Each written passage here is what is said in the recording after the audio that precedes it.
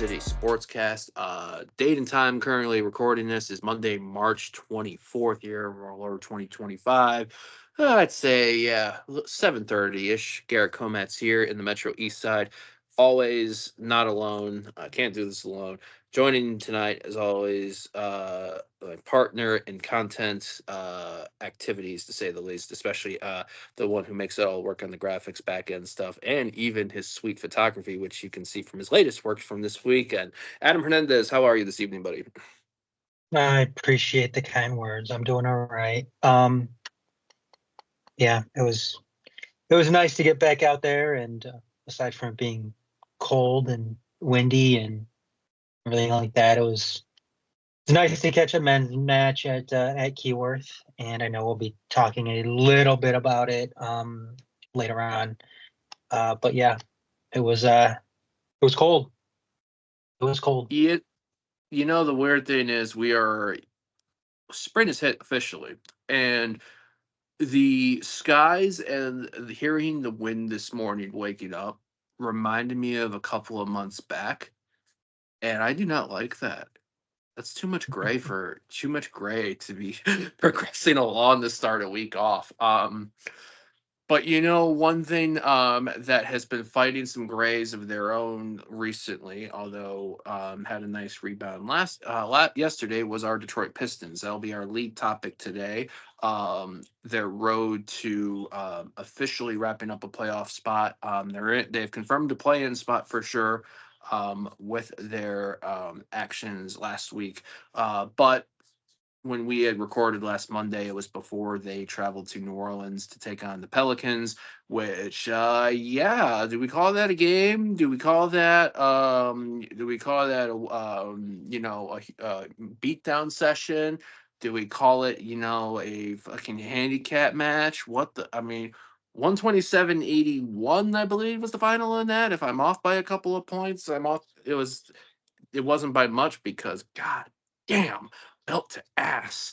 That was an unfortunate set of circumstances for New Orleans, who, like I said, unfortunately had you know, drew the short straw to play the Pistons after that Oklahoma City game, in which case the team was pissed. And we talked about that, I think, in the last show. But yeah, I think I think the Pistons were just taking out their frustrations on the poor Pelicans. Who the Pelican, even when the Pelicans admin tried to have a moment of light with a great Zion dunk, uh, Pistons got admin channeled Lee Corso was like, not so fast. My God, I thought we were Yeah, sickos. yeah, they didn't need to do that to them. that was That that was the was that legit. was bad.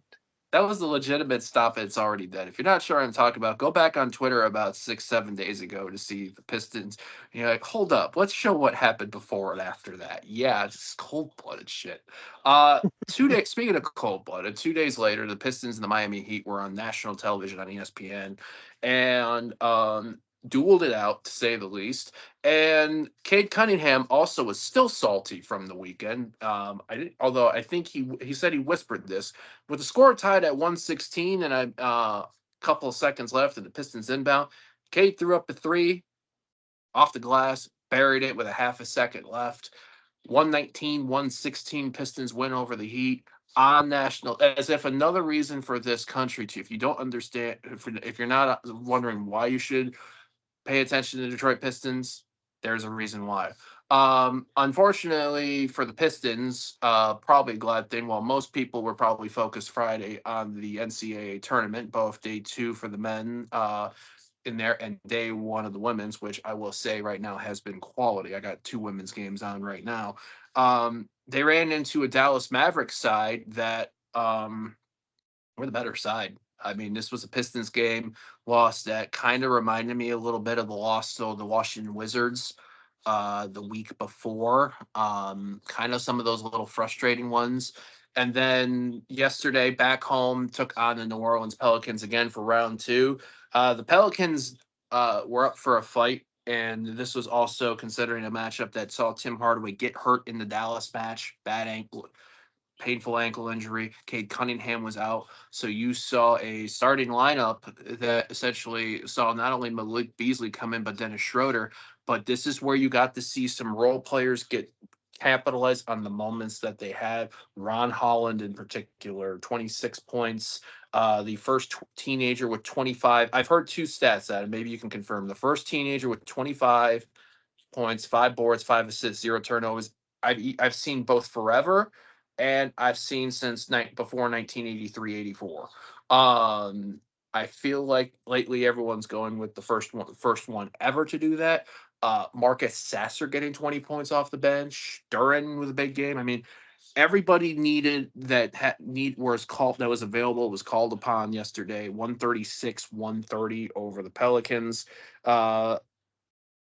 Big home 40 wins now for the Pistons. One more win and they will be at even 500, which would be their best record currently since the 18-19 side that last made the playoffs. So, Adam, I'll kick it to you on there. With this past week that's taken place and yesterday, how are you feeling on there? Do you feel like whatever rough issues the last couple of weeks beforehand, do you think they were maybe alleviated?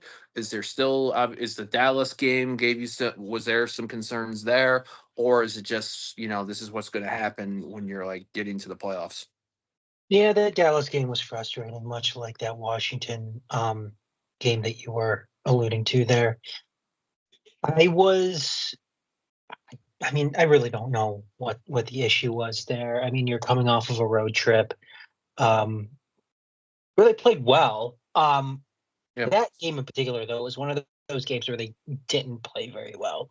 And no, I don't know if they were just so much looking ahead back to the homestand, but they just did not look good. And it's games. I mean, they're lucky they're kind of in a position right now where they may be able to have a game like that here and there. Just because I think they're pretty comfortable when it comes to finishing up with that 6th seed. right. And we've mentioned before too when Matt was on that, that might end up being the best seed for them, because they would be facing the Knicks in the first round. They would that would let the Pacers and the Bucks kind of beat up on each other, and they go from there. As Yeah, far as that Pelican, I was going to say not only that too, that I feel very much that we're not good enough not good enough for the 4-5, too good for the play-in. And I think when you also look at the Knicks too, before I go back, Jalen Brunson, yep, ankle injury. I yep, mean, this is you got one. I hate the analogy of having one eye forward towards what ahead when something's not done and wrapped up. But when you look at the fact that this Pistons team is 4.5 games ahead of the Hawks in sixth, with Hawks have 11, the Pistons have 10. You got an awful lot of fucking up to do to lose that spot. yeah, and that's what I was saying too. Like, there's even though there's still a small handful of games left this season, there's still, I mean, the Pistons aren't to the point yet where you could say that they can go into every single game and yeah, that's going to be a win for them. They're still a relatively young team, and there's still players on the squad that have a lot of growing to do. Now, with that said, I thought that the Pelicans game was very, very impressive. All things considered, yes, I know it's the Pelicans, but they're coming off a game too where they just played them not too long ago, and those type of quick turn games are always going to be tough. We just saw it with Washington. Right. They played them, one night, next night, Washington came out and beat them. So it was impressive from that standpoint, but also like you mentioned too, Garrett, no Cade Cunningham, no Hardaway, and you have these guys stepping up, especially Ron Holland, who it's amazing to see the steps that he's already taking this year. And when Trajan Langdon drafted him, I know that there were a lot of there were a lot of people out there like wondering what the hell he was doing. Why are you drafting a 19-year-old? We A were very like, who yes. when we were at the Detroit at the Keyworth when that draft happened, all of us in the media were like, who the hell is this guy? Yeah, and it was and not to say that Ryan Holland didn't have talent. I mean, he obviously had talent, and we knew that he had. And there's a lot of people that thought he had talent back then, when the pick was originally made. But Ron Holland was supposed to go into this season as a very raw player, a Yeah, very, very raw player. And like I said, the impact they've had and the the growth that he's already had in less than a season in the NBA has been really quite remarkable. And you combine that with some of these other pieces they have, like you said, Marcus Sasser coming off the bench, Oscar Thompson, obviously Cade Cunningham, and again, all of this is Stewie. also being yeah, exactly. All of this is being also done too without Jaden Ivey in the lineup. So this isn't even a complete team, and last night too. They do it without Kay. They do it without Hardaway. Mhm. It's just very, very impressive all around what this team has been able to do, coming off of last season, seeing what they're without right now, but seeing a lot of these young guys step up too. It's really, really cool to see. It gives a lot of fans, hope in this organization, something that we haven't had it for a long time. Even in 2019, too, that seemed like a team that was kind of spinning its wheels. There Very wasn't top really heavy. there wasn't really a lot of hope, moving forward with that team. There was kind of an albatross contract with Blake Griffin. Even though I really like Blake Griffin, it was an albatross type of contract. Andre Uh, Drummond too. Andre Drummond, yep. It just didn't seem like they were going anywhere. This team right now looks like they're going somewhere. And that's what's probably the most exciting. They could be in the play-in round and still playing like they are right now, just in a tougher because they're definitely benefiting right now too from a bad Eastern Conference. Hmm. But if they were playing like this in a play-in game, fighting for that last play-in spot too, it still would have been it still would be encouraging and exciting to see, what this team could be doing later on down the road and into next season. And this seems like right now they are ahead of schedule with Yep. everything, which is like I said, it's cool to see. It's exciting and um man, I just can't wait to see what else, this team is capable of, or what else this team is capable of. Yeah, one other couple stats I'm looking at this team that went 10 deep yesterday. The only one that didn't play with coach's decision was Paul Reed. Sasser 20 points in 26 minutes, 6 of 9 from field goals, 3 of 4 from 3, 5 of 5 from the line. Isaiah Stewart 4 of 6, 19 minutes played, 9 points. It sucks for Isaiah Stewart because he doesn't meet the 20-minute threshold. He's at like 19.7, so he might not qualify for anything defensively, which never mind. We could go on all night on that. Lindy Waters, 3 points in 7 minutes. When Lindy Waters, he's played marginally since he's come in the trade, but you can see kind of like why we brought him in. When he needs to come in, the dude can shoot and get warm. Yeah. Fontecchio, 8 points and 9 points. The only thing I'd have to do about Ron Holland, and this is Ron Holland being young, with that 26-point game, was 10 of 14 from the field, 1 of 3 from three, just 5 of 11 from the foul line. But work, reps, can get that, on there. I mean, to do what he did, 26 points, 6 assists, 5 rebounds. I mean, and not only that, he took a beating. He took a beating yesterday with the size of the Pelicans on there. Um, just yeah. Um, San Antonio at home next. Then you got Cleveland. And then let me look here. What's the next handful? You got the next five. Spurs and Cavs at home this week. Spurs tomorrow. Cavaliers on Friday. At the Timberwolves on Sunday. The game versus at Oklahoma City on Wednesday, April 2nd, has been now declared a national televised game on ESPN. Um, we go from nothing to 3 ESPN games in the span of a month and a couple of weeks. And then Toronto, and then at Memphis, which is the beginning of the 4-game homestand before the end of the season. Uh, San Antonio, obviously, no Darren Fox, no Victor Wembanyama. Still have some Darius Vassell, some young talent. They still have Darius Vassell and some young talent that can make it interesting. I mean, the Cavaliers are the best team in the East. We already know that. It is of those five. What's the game you really are going to pay it? You would recommend for people to pay attention to most, slash like pay want to see what this team does the most out of those. So those games are San Antonio, Cleveland at home, Minnesota, Oklahoma City away, and then we'll talk about the Toronto one next week. I mean, the Cavs game is the measuring stick. I mean, they're the best team in the league. They're the best team in your conference. That's going to be the one that you're going to want to look out for, just to see where you are when it comes to the NBA's very best. I mean, I don't expect the Pistons to win that game, but I want to see. Because, like I said, I think that they're ahead of schedule. I want to see how far they are ahead of schedule. If they come in there and do what they did against the to the Cavaliers, what they did to the Celtics a few weeks ago, that's really going to tell you something. I don't think that's going to happen, but still, I'm looking at that game as a measuring stick for this team right now.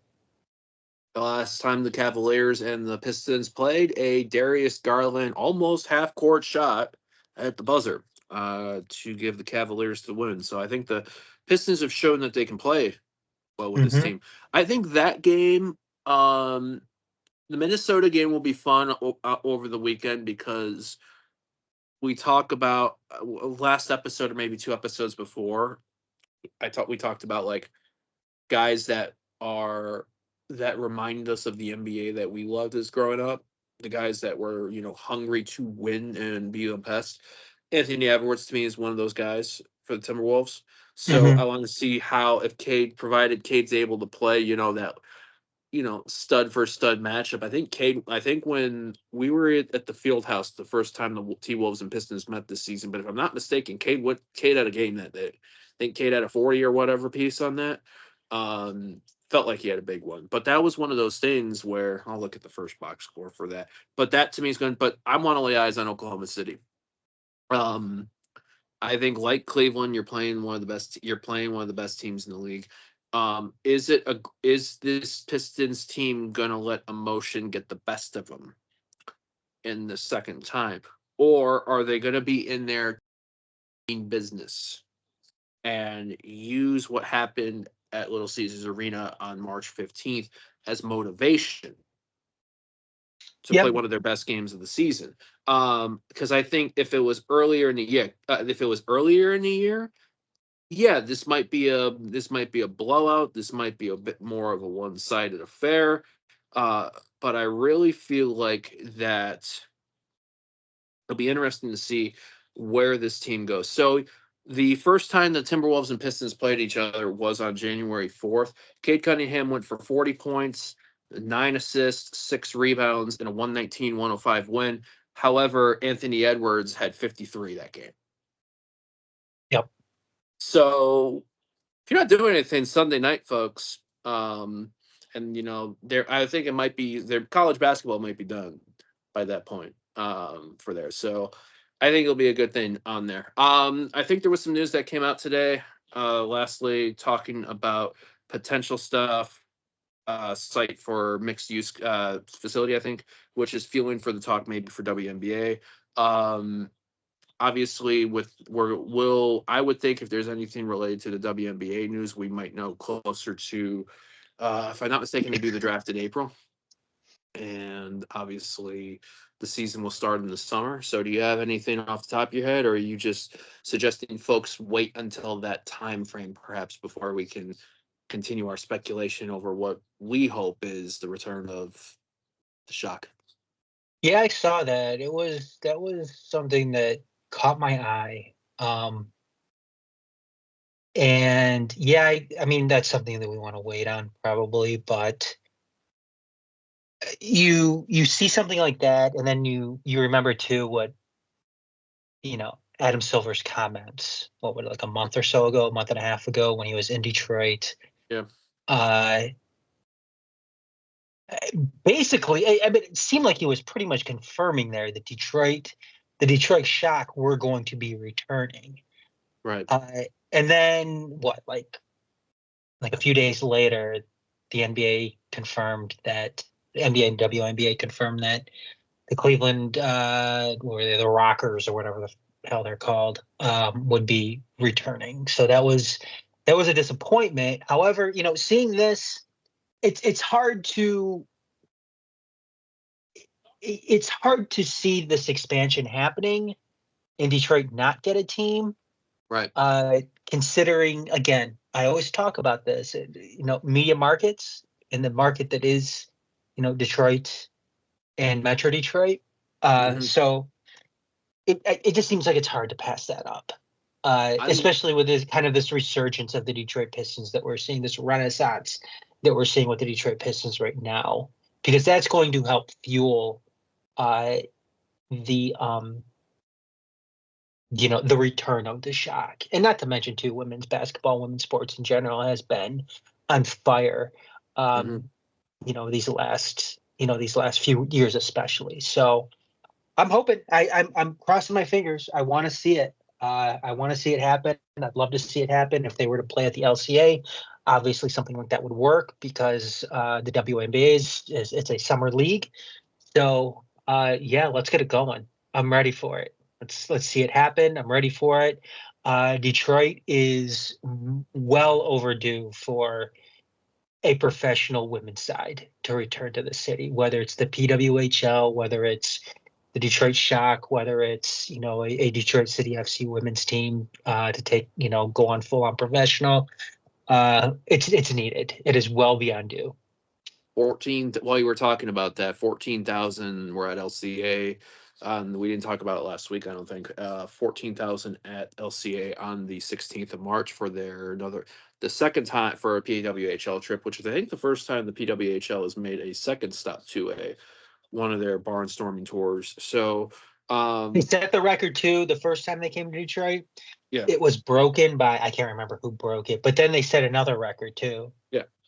They broke that record for And that's by attendance. the and that's when you look at LCA having an earlier game with the Wings hosting the Golden Knights on there. So I think there's a demand on here, and I think with the WNBA, like you're saying,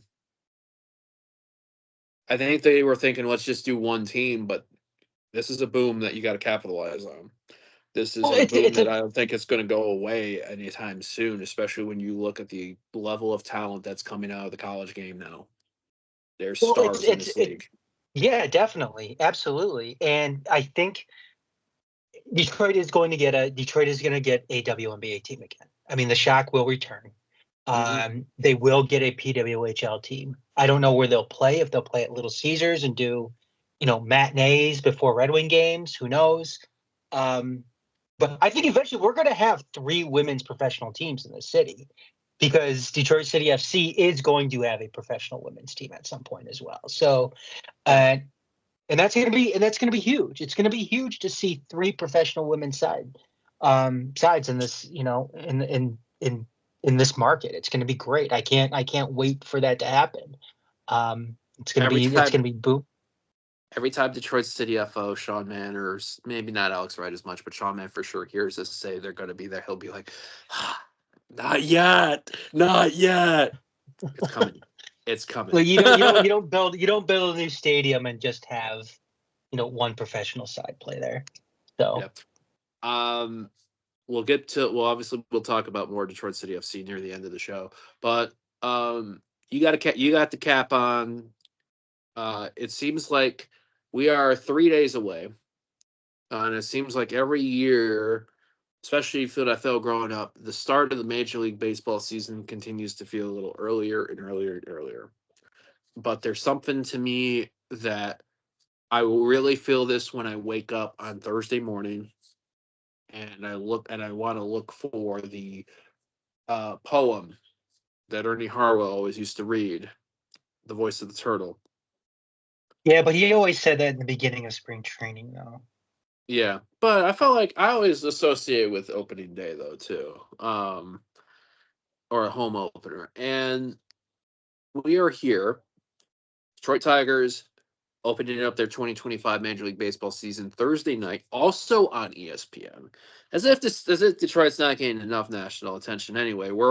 We get to open up at the defending world champs, who get their ring ceremony and their fancy gold, the gold LA logo on their hats, and gold Dodger stuff on the uniforms. That might be us one day. Who knows when that'll be? But Tarek Skubal on the mound. We've heard some interesting news. It seems like a lot of things lately out of the Tigers cast. So Adam, why don't you kind of fill in first on kind of what's been going around, and then we can break into some brief thought. Well, we kind of saw this coming too with Parker Meadows. He's having some problems. I think was it nerve damage? Yeah. He's having some nerve issues in his right arm. So he is going to be out for at least the next 4 weeks. So he was put on the 60-day IL today.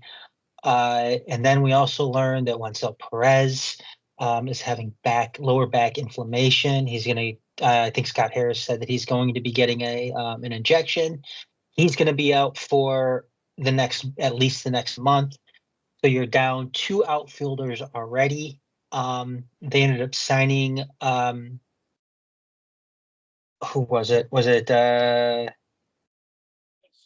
Manuel Margot, who was recently released by the Milwaukee Brewers? He basically signed to what was like a 2-way contract almost, but Right. he is now in the fold for them. Kreidler was just sent down. He's back up because the Tigers are playing 2 games starting tonight in San Francisco as they make their way out west. It's funny because they used to make their way up north when they would start Detroit, and like play a game in Toledo was kind of like the way, as they make their way back up north. But now they're going west, so they're going to be playing in San Francisco for tonight and tomorrow, I believe. So yeah, there's some real questions. It's unfortunate that you don't want to be in this position to start the season because you also have Verling out, who's going to be, he's not going to be ready for opening day. Like I said, in the last show, we talked about the, kind of the issues they're having at third base. So that kind of, leaves the question of, what's going to happen in the outfield. Right now, it doesn't seem like the plan is to start Riley Green in center. It sounds like Carpenter and Green are still going to be, kind of those are still going to be playing in the corners in the outfield. I believe the Athletic was also going on and saying that, Margot may kind of, be that buffer. We also had a debut in center field on Saturday. Javi Baez. Yeah. I don't think Javi's going to be a realistic option though in the outfield. That's something that's not going to happen. That's just something. That's something that you try out in spring training, just as as any extra.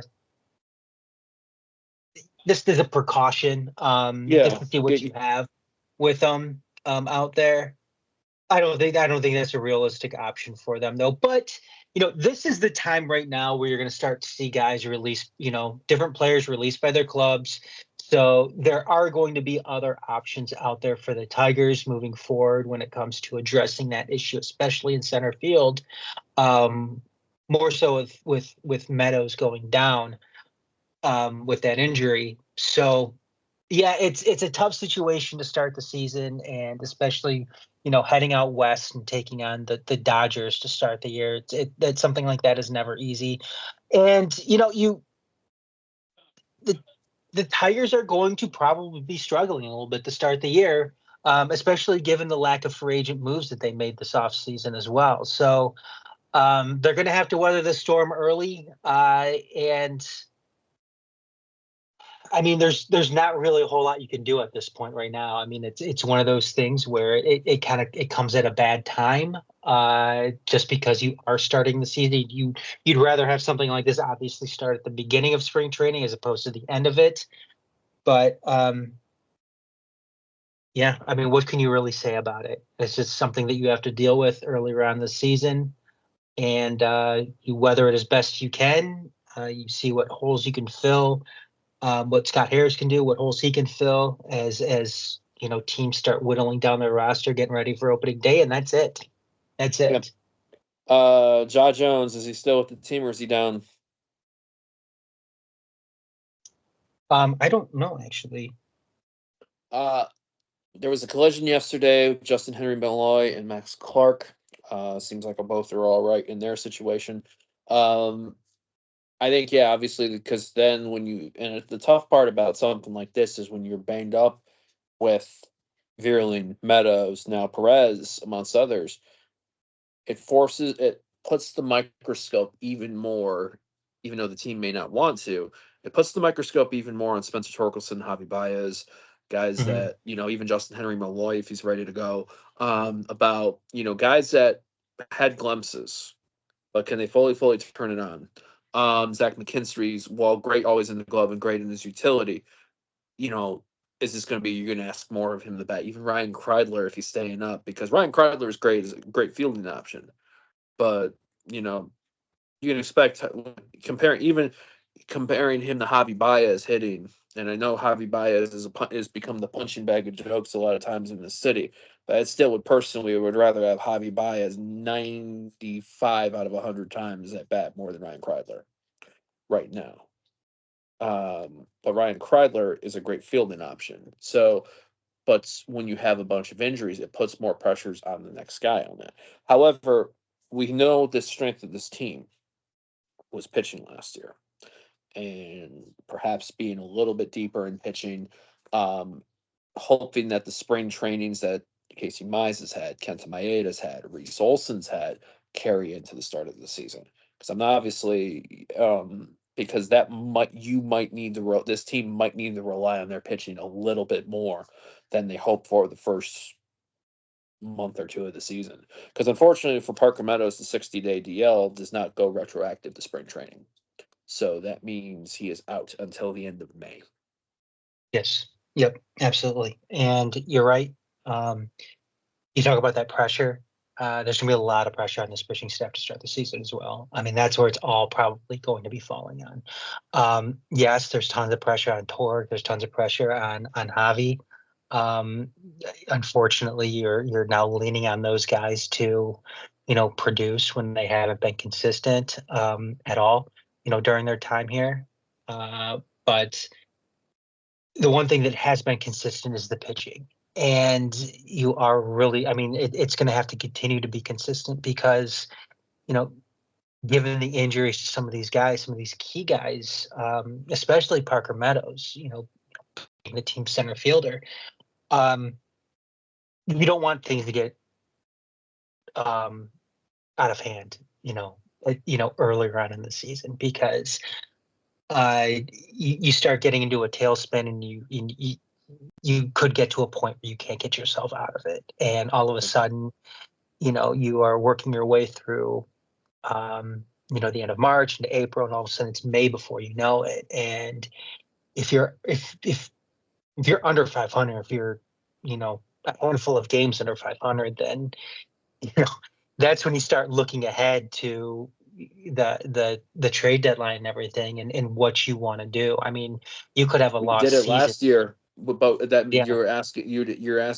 you can't ask this team to do what they did last year this year. 100%. You absolutely cannot ask this team to do what they did last year. That was an anomaly. Um, to a certain extent. I mean, I think that they have good coaching. I think that there were some good pieces on this team, but you absolutely can't count on something like that happening again this year. That's why there is just so much pressure on the pitching staff to start the season because you know that is a I don't want to say a sure commodity, but it is something that is a consistent aspect of this team that you can count on to get you through this, what they're currently going through when it comes to these injuries. So we have 7 p.m. Thursday night, ESPN, main ESPN. I believe that means we have no local feedback game. So, but the locals will be back on Friday. So it's Thursday through Saturday, Tigers, Dodgers. A day off on Sunday before they'll be in Seattle for that next series. Be on the lookout. We are doing the Majors Detroit Tigers seasons preview next week. Bringing continued our discussions with Detroit teams with Feldbush family members. This time, Yowdy with Yowdy back. Got to see him in Christina over the weekend. So now we're be on the lookout for that. Talk Tigers. We'll do kind of like we'll analyze these things, maybe some deeper dives, kind of give our season takes on it, and go from there. But like I said, it's I'm real happy baseball's back. It came by even quicker this year, but hell yeah. And like I said, we might have some more like how these first three games go might aid, fuel, or motivate, or the opposite of that when we do the preview. Let's go into more briefer notes for the final, say, period of stuff content on here. Do you want to start with the good, Adam, or do you want to start with the painful? Let's start with the painful. Let's get out of the way. Our Detroit Red Wings had two games last week, and in a situation that was already grave, borderline dire in their race to try to end their 8-season playoff drought, it's dire now. Two games played, two losses last week. The first one was on Tuesday at the Washington Capitals. I am bringing this up because I believe it was 4-1 or 5-1 on Tuesday last week. Let me look here. But a game that, once again, conceding goals in bunches. And yeah, too much to hold on there. So then, a few days off, go to Vegas. You're on national television on ABC Saturday night too.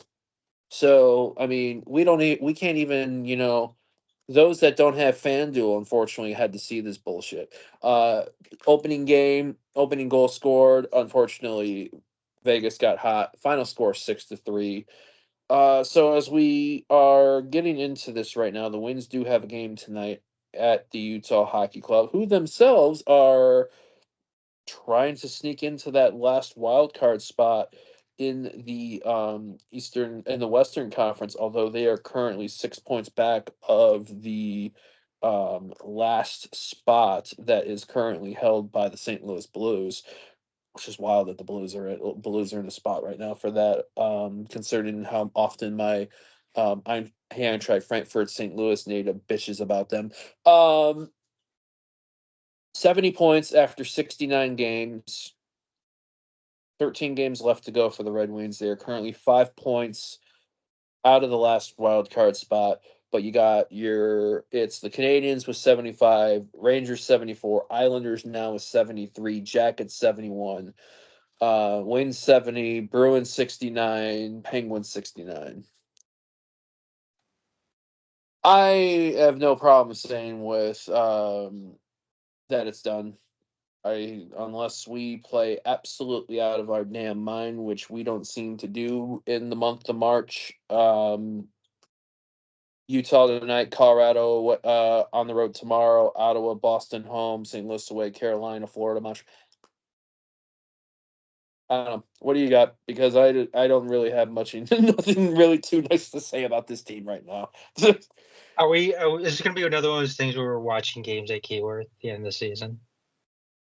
No, because this team's too fucking far out of it and not giving me a reason to believe. What have I said all along with this team? Not ready yet. I never said they were making the playoffs this year. I kind of feel, I don't want to say I feel vindicated by any of this, because I don't want to feel vindicated by it, because I want them to make the playoffs. I do. Right. I want them to go to the playoffs. What I'm seeing though is a lot of people like completely like, ready to run Yzerplan out of town. I'm seeing these stupid headlines from these different social media pages, these different sports pages on social media, the Yzer scam, and it's laughable, I think, because I know I could understand fans being frustrated. I understand that. But I've said it again and again that this team isn't ready. This team wasn't making the playoffs this year. This team, there was still more work to be done. And lo and behold, that's the case. That is the case with this team. And I know people wanted to go out into the trade deadline and make all these moves and everything like that to get them over the hump. But unless they were getting a bona fide second line center and another top 6 defensive pairing, or I'm sorry, top 4 defensive pairing, it wasn't going to happen. Right. And who are you trading for that? Who are you trading for that? Right now you have one of the studs in Grand Rapids. Right now you have a shit ton of guys getting ready to come up. And I know people will be like, "Oh, aren't they starting now? How come they're not up here now?" Well, right now you have Yzerman's draft picks carrying this team right now. And you've had them. You have, for the most part this season, have had Yzerman draft picks carrying this team. And you know what else is going to be a huge boost heading into next year? Are more Yzerman draft picks. You're going to have Axel Sandin Pellikka come up next year, make this team probably, and Axel Sandin Pellikka is probably going to be in the running for the Calder next year. You're going to see timestamp this 8:16 p.m. Monday, March 24th, 2025, when we talk next summer. And if that isn't the case, Adam told you so. You're going to have a healthy Carter Mazer contributing to this team. You're going to continue to have a healthy Elmer Soderblom continue to contripute to this team. You might see Marco Kasper, Nate Danielson. You're probably going to see Sebastian Cossa up with this team next year. And then you sprinkle in a couple of, hopefully this has been my only criticism with Yzerman is some of these free agent signings that he's done. Yeah, that's my problem. That's, if anything, not getting them right. Yeah, that's been my biggest problem with Yzerman. But also at the same time, how much do you want to commit to some of these free agent contracts when you have a bunch of guys making their way up? This is something we haven't seen with Red Wings teams in the past. And perhaps this is why certain fans can't comprehend something like this happening.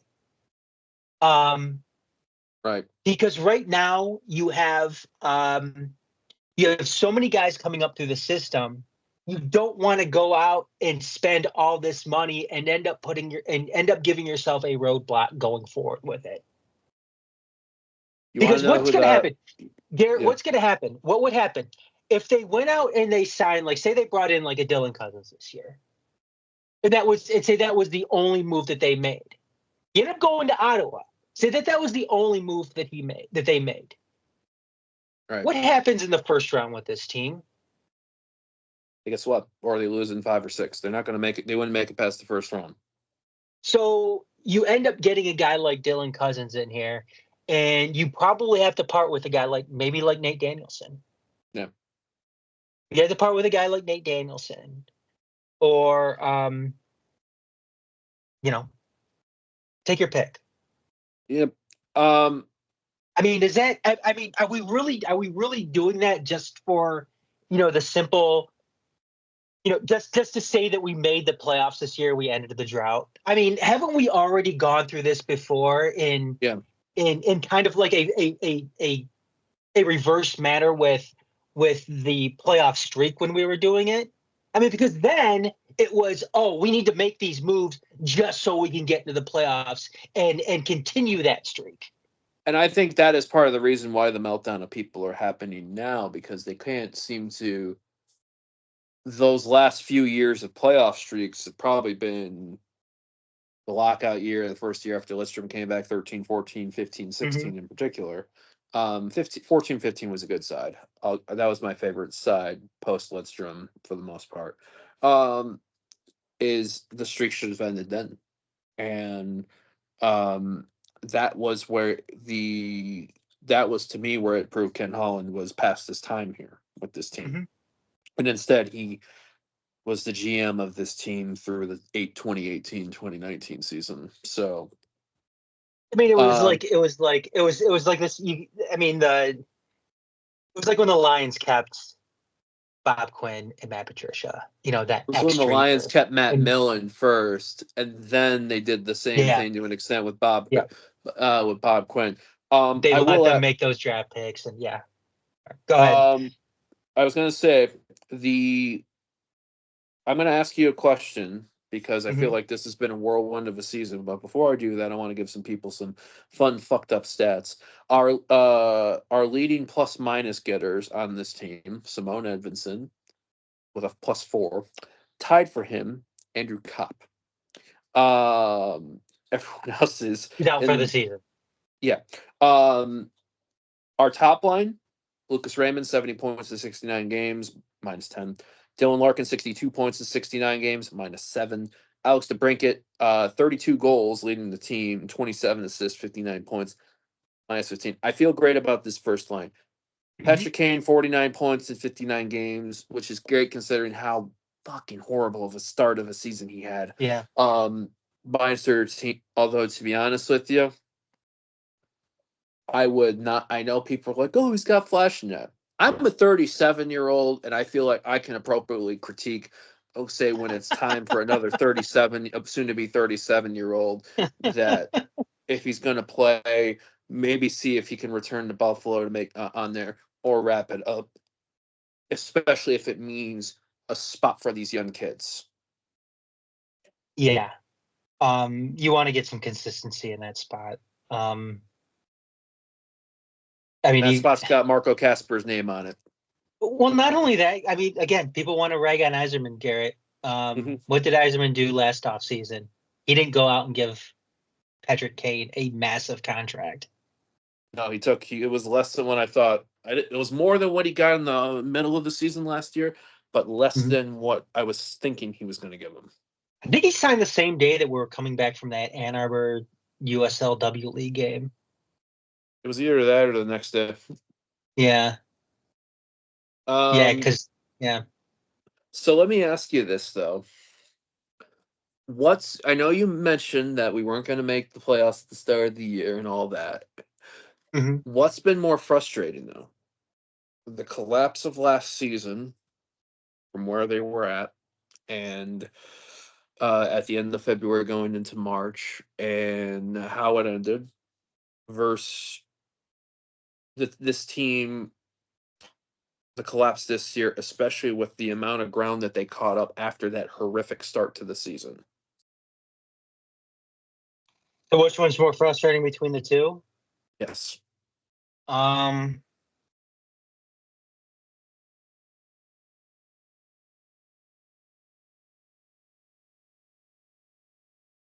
It's a tough one. yeah.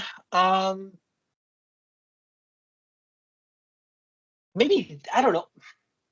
I feel like for me, I would say this season because you ended last season in a good note.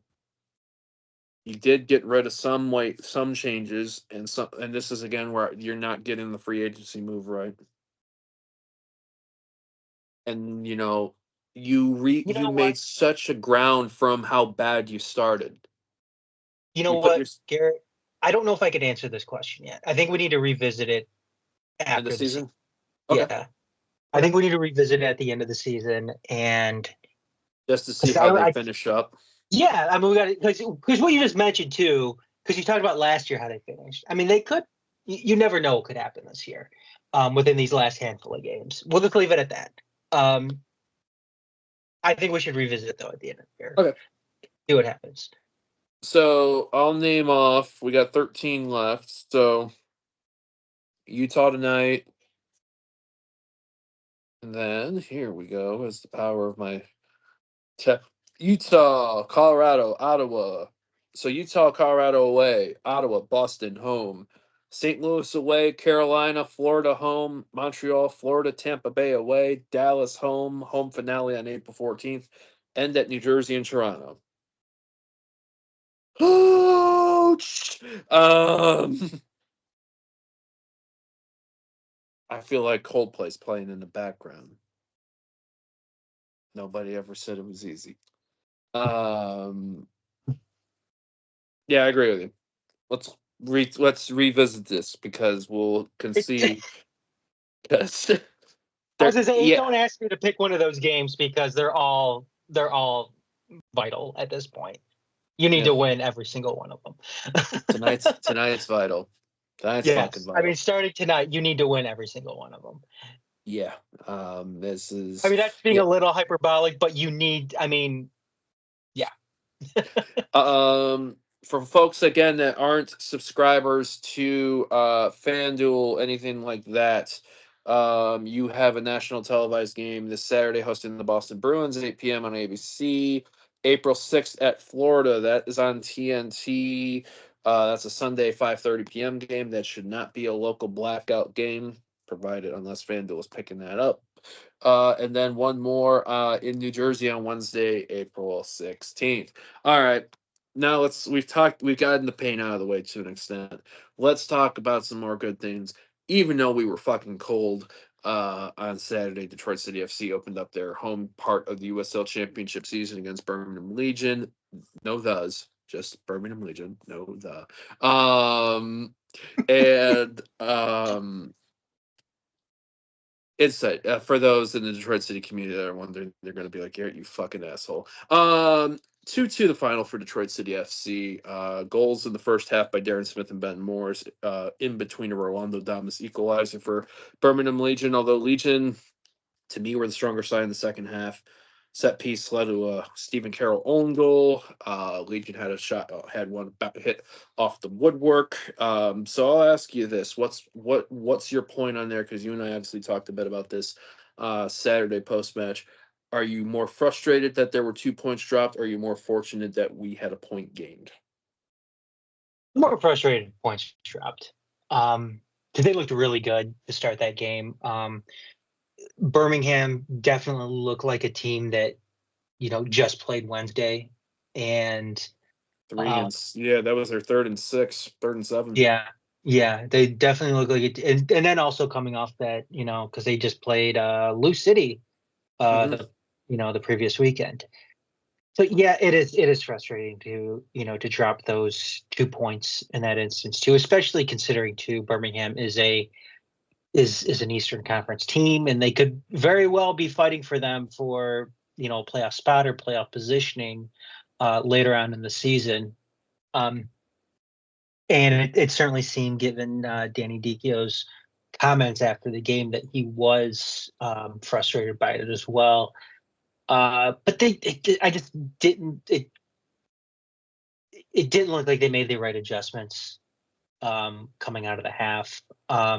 Even you said too when we were sitting down there in the media tent, you were kind of talking about some of the the adjustments, late game adjustments they were making with some of the substitutions that were coming on. I think when we had Connor and Guzzati coming on for, was it Darren Smith and Jay Chapman? Ben and Chapman, I Was that what it think, was? was it. But if I'm not mistaken, Ryan Williams was the first one that came on as a sub, his Yeah. return back, and that was on for Which Jay I was a little Chapman. surprised. I was a little surprised he made he he made his season debut as quick as he did. Which I Yep. guess just goes to show that maybe he's obviously been training with the team the entire time.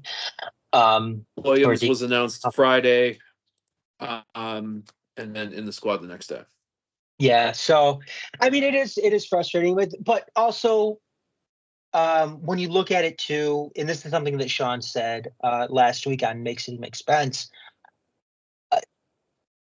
Birmingham spent a lot of money, Mm-hmm. you know, They're a a lot perennial of money spender in the for, USL. yeah, to boost their offensive firepower. And um I mean, I heard some people saying this may be one of those things where, this ends up being a good draw later on in the season. I don't see it that way. I mean, this is going to be one of those times where, you look at, a missed opportunity to potentially gain points on one of the best teams in the East, potentially. But yeah, I mean, from that standpoint, it was disappointing, but still, I mean, there was a lot of positives, to take from that game as well. Know, Darren Smith, Ben Morris certainly seem to be, clicking, getting more cohesive as season goes on. Um, and Jesse then Shane Cedeno Wheat, string pulling.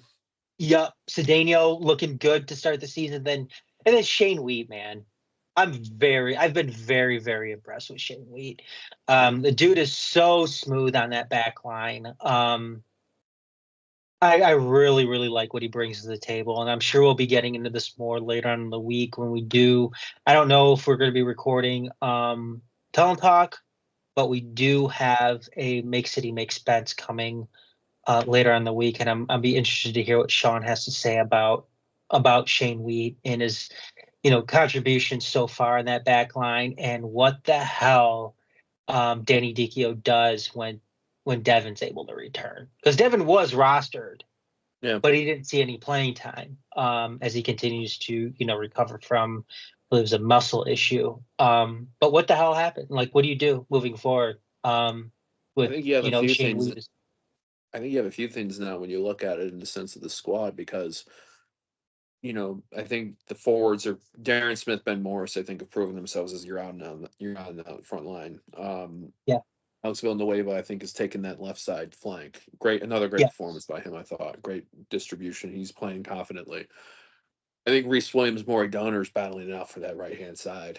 And that might be, that which means Matt Sheldon may become more marginally in that unless Reese becomes, filling in for Alex on the left, which he can do. Mhm. Lijop when he comes back, because now you have a center midfield. Chapman Polisi right now. I mean, Ryan Williams and Connor Rutz. We have, even Dominic Gasso. And now Diouf too.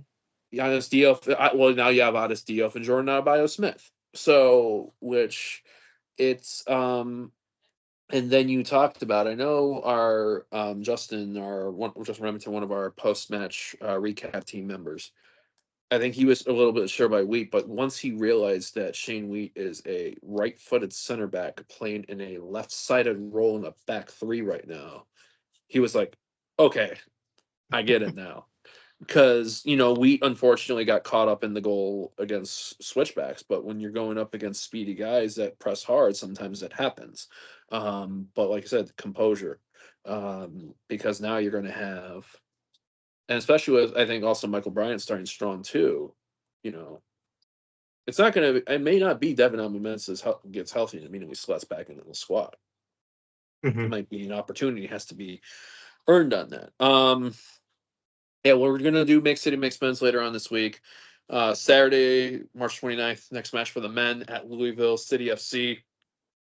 Top two teams in the Eastern Conference. The women MASLW tournament confirms remaining in Des Moines at Buccaneer Arena this weekend. Can't believe Friday, March 28th through Sunday, March 30th, Detroit City is the number one seed. Damn right. Only team to go 10 and only team to win all 10 in regulation. I think were they the only team to completely run the table. I think so. Um, Yeah, with the because nicest Chihuahua had one loss, I believe. 93 scored, 24 allowed, or whatever it was. A nicest goal difference. Detroit City FC plays the lowest remaining seed Saturday, March 29th in one of the MASLW semifinals. That is 4:30 p.m. Central Time. And then if they win, they'll go to the final, which is 2 p.m. Central Time on Sunday, March 30th. All games are going to be on the Iowa Champions League Network's YouTube channel. That was one of the channels. So if you remember the city's match versus the Iowa Demon Hawks, makes City makes sense for the reason why I say it like that. It'll be on YouTube free of charge. the thing that people will have to note is that will be during the second half of Detroit City's matchup at Louisville City FC. So if you were watching with friends, dual screen. If you were watching at Detroit City Clubhouse, because I know they'll be doing a watch party, there will be dual screens. Watch both, because this women's team is special, and yeah, I feel really good about their potential to win some hardware, right, bud?